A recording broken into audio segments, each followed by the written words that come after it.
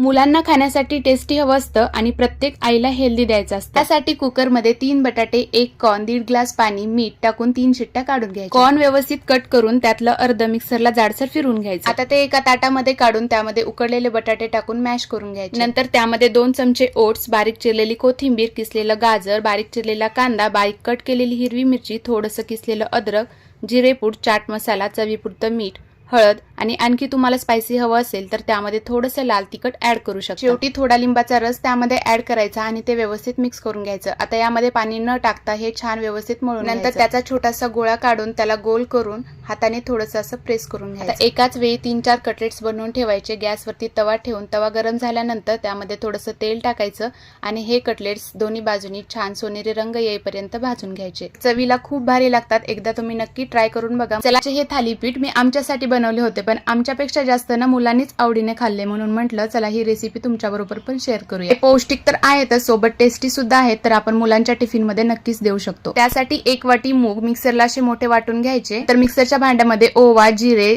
8-10 लसणाच्या पाकळ्या, 3-4 हिरवी मिरची आणि थोडासा कढीपत्ता टाकून ते वाटून घ्यायचं। हे सगळं एका ताटामध्ये काढून त्यामध्ये थोडेसे तीळ, 1 वाटी ज्वारीचं पीठ, 2 चमचे गव्हाचं पीठ, बारीक चिरलेला कांदा, बारीक चिरलेली कोथिंबीर, थोडंसं हिंग, चवीपुरतं मीठ आणि थोडीशी हळद टाकून सुरुवातीला सगळं हे हाताने आपण मिक्स करून घ्यायचं आणि नंतर थोडं थोडं पाणी टाकून आपल्याला हे छान असं मळून घ्यायचं आहे। आता तुम्ही ह्याला 10 मिनिटं भिजण्यासाठी ठेवू शकता किंवा असंही डायरेक्ट केलं तरी पण चालेल। सकाळच्या गडबडीमध्ये हे अगदी झटपट बनतं, त्यामुळे मुलांच्या डब्यामध्ये देण्यासाठी हा बेस्ट ऑप्शन आहे। आता एखाद्या पाटावर किंवा असं ताट घेऊन ना कॉटनचा कपडा ओला करून हे अशा पद्धतीनं ना आपल्याला थालीपीठ असं पसरवून घ्यायचं आहे। तर तवा गरम झाल्यानंतर त्यावर थोडंसं तेल टाकायचं आणि मग हे थालीपीठ त्यावर टाकून थोडंसं वरतून पाणी टाकल्यानंतर इझिली ते निघतं आणि वरतून आणखीन थोडंसं तेल टाकायचं आणि मीडियम गॅसवरती मस्त असं खमंग भाजून घ्यायचं। तर चवीला अप्रतिम लागतात, तुम्ही मुलांच्या डब्यामध्ये एकदा देऊन बघा, त्यांना खूप। छानशा डब्यामध्ये हे पॅनकेक बनवून दिले होते आणि त्याला ते इतके आवडले की तो म्हटला मी उद्या पण डब्यामध्ये हेच घेऊन जाणार। आता हा केक हेल्दी आहे म्हटल्यानंतर मी कशाला नाही म्हणते, आणि तुम्ही सुद्धा तुमच्या मुलांच्या डब्यामध्ये हे बनवून देऊ शकता। मिक्सरच्या भांड्यामध्ये 1 केळी कट करून टाकायची, त्यामध्ये 1 वाटी गव्हाचं पीठ,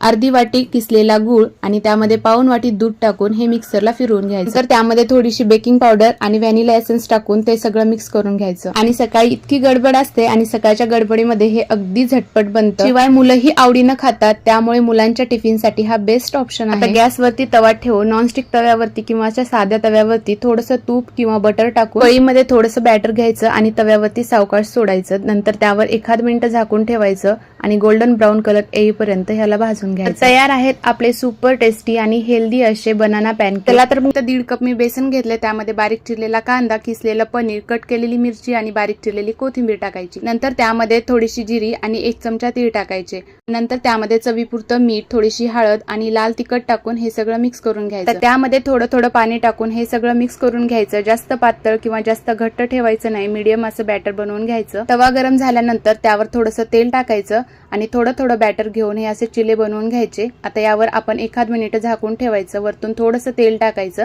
आणि मग ते उलटून दोन्ही बाजूनी छान खमंग असं भाजून घ्यायचं। यामध्ये आपण पनीर टाकल्यामुळे हे आणखी हेल्दी झालेलं आहे, पण तुमच्या आवडीप्रमाणे तुम्ही आणखी यामध्ये भाज्या ऍड करू शकता, म्हणजे शिमला मिरची, किसलेलं गाजर या गोष्टी सुद्धा तुम्ही यामध्ये ऍड करू शकता। चला तर मग व्हिडिओ आवडला असेल तर लाईक, शेअर, सबस्क्राईब करायला विसरू नका। भेटूया नेक्स्ट व्हिडिओमध्ये, तोपर्यंत बाय बाय।